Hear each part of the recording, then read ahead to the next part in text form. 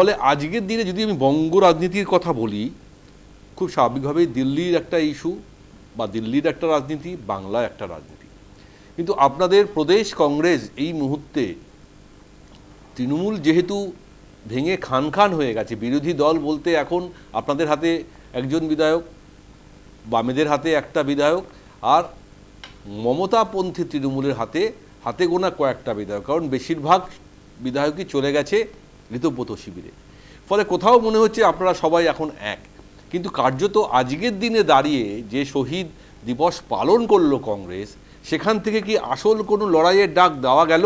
আপনাদের প্রদেশ কংগ্রেস সভাপতি বলুন বা আপনাদের প্রাক্তন প্রদেশ কংগ্রেস সভাপতি অধীর রঞ্জন বাবু অনেক বক্তব্য রেখেছেন, কিন্তু আসল অ্যাঙ্গেলটা আমরা কিন্তু এখনো পাইনি যে কোন লক্ষ্যে প্রদেশ কংগ্রেস এই মুহূর্তে এগিয়ে চলেছে বাংলা, এবং লড়াইটা কাদের বিরুদ্ধে?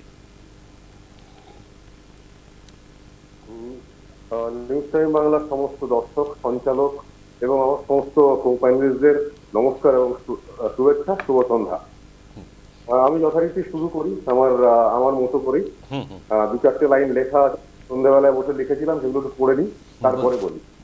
রক্তে লেখা 21শে জুলাই, ইতিহাসের পাতায় আজও ডাকে তাই, 13টা প্রাণ 13টা স্বপ্ন, বাংলার বুকে অমর আজও, রতন মুরারি কল্যাণের গান, গণতন্ত্রে রেখেছে প্রাণ, কেশব দিলীপ অসীমের ডাক, অন্যায়ের সামনে মাথা নত নয় আজও এক, গণতন্ত্রের পথে আমাদের জয়, শ্রদ্ধায় শতকোটি প্রাণ, অমর থাকুক 13 শহীদের সম্মান।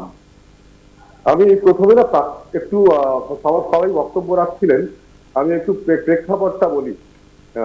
1984 যখন মমতা বন্দ্যোপাধ্যায় প্রথম সাংসদ হন যাদবপুর থেকে, আর 89 সালে যখন হেরে যান, আর এখানে 90 সালে একটা প্রাসঙ্গিকতা আছে। একজন ভদ্রলোকের নাম আজকে না উল্লেখ করলেই নয়, ভদ্রলোকের নাম মনিন্দর সিং বিট্টা, তৎকালীন সর্বভারতীয় যুব কংগ্রেসের প্রেসিডেন্ট।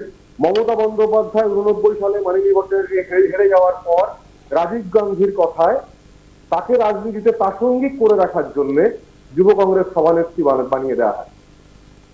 এবং তারপরে বিভিন্ন আন্দোলন, 1992 সালে উনি প্রদেশ কংগ্রেস সভাপতির কাছে 23 ভোটে হেরে যান।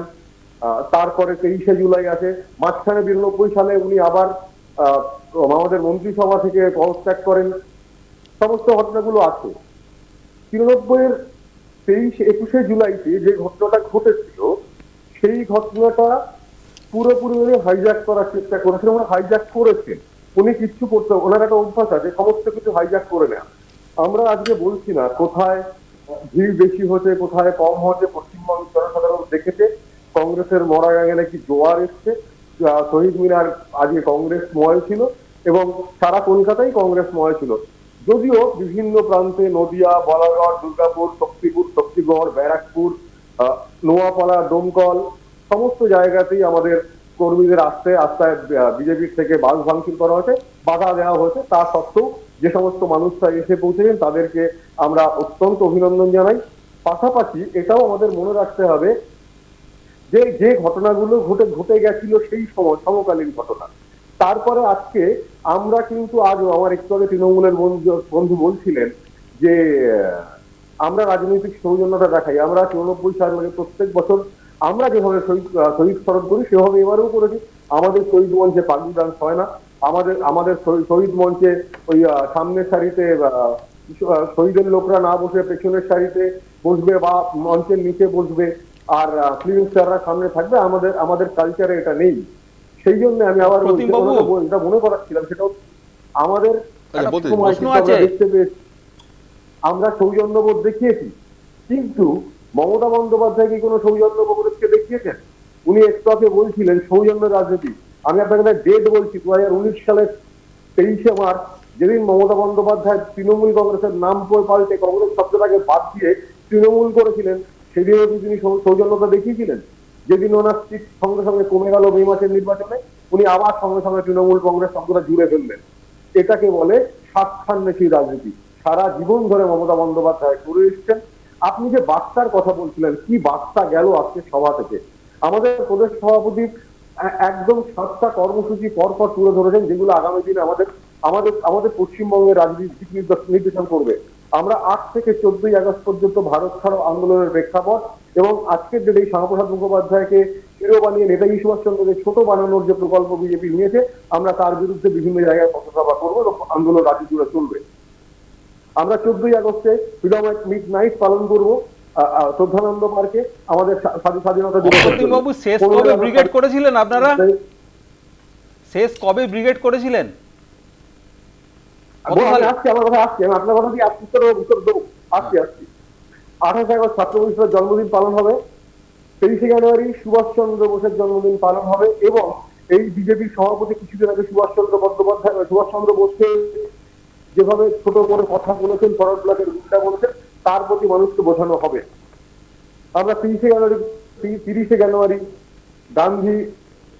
গান্ধী জয়ন্তী পালন করবো, গান্ধীর মৃত্যুদিন পালন করবো 30শে জানুয়ারি। আর ফেব্রুয়ারি মাসে আমরা ব্রিগেড ডাকছি, আমাদের সভাপতি আজকে সেটা বলেছে। সারা ভারতবর্ষে, পশ্চিমবঙ্গে এই মুহূর্তে কংগ্রেসই লড়াই করছে বিজেপির সঙ্গে। সারা ভারতবর্ষে যে মানুষটি বিজেপির সঙ্গে লড়াই করছে তার নাম রাহুল গান্ধী, বাকি আর কেউ নয়।